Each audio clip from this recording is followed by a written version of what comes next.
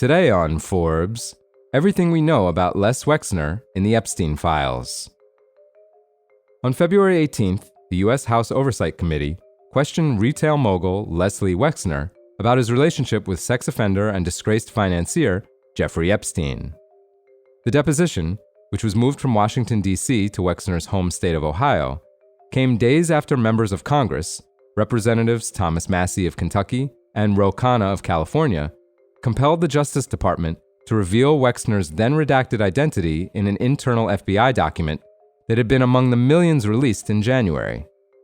The FBI document labeled Wexner a co-conspirator to Epstein along with Leslie Groff, Ghislaine Maxwell, Jean-Luc Brunel, Karina Shuliak, and 4 others whose names remained redacted.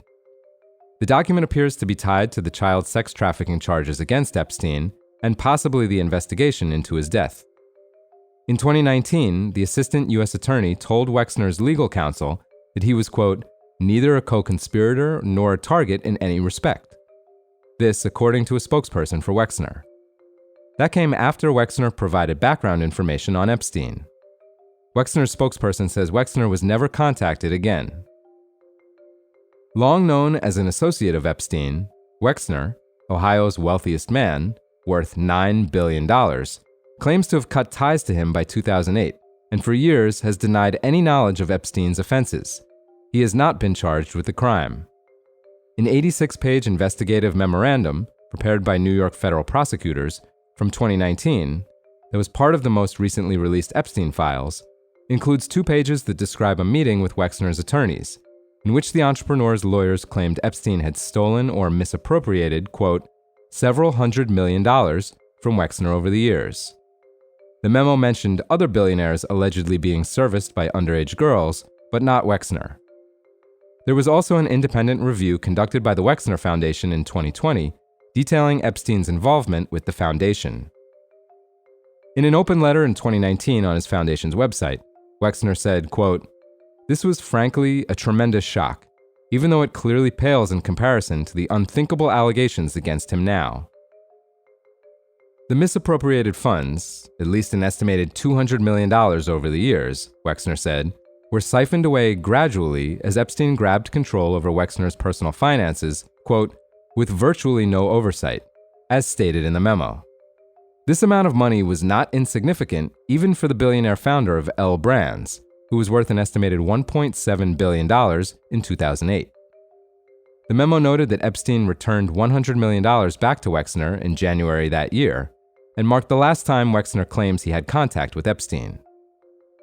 Despite Wexner's efforts to distance himself from Epstein, his relatively low profile in recent years, and claims that the relationship was, quote, more professional than social, per the memo, the most recent batch of files has once again resurfaced the extent of their shared history.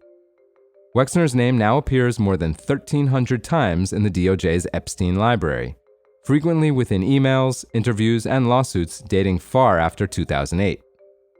As first reported by the New York Times, the newest files show an undated draft of a letter to, quote, Les, from Epstein, quote, I have never once, not once, done anything but protect your interests. I owe a great debt to you, as frankly you owe to me. You and I had gang stuff for over 15 years. A spokesperson for Wexner says that the undated draft note was never received by Wexner. Wexner has been known as a primary source for Epstein's money and power. In a released transcript from 2020, Epstein's former IT contractor told FBI agents that, quote, Les Wexner was always #1 speed dial on all of Epstein's phones. A spokesperson for Mr. Wexner declined to comment on this claim. Long before his association with Epstein tainted his reputation, Wexner was known as one of the most successful and respected entrepreneurs in the country, having built one of the nation's biggest retail empires, operating such chains as Victoria's Secret, Express, Bath & Body Works, and The Limited. Wexner first met Epstein through a mutual friend in the 1980s.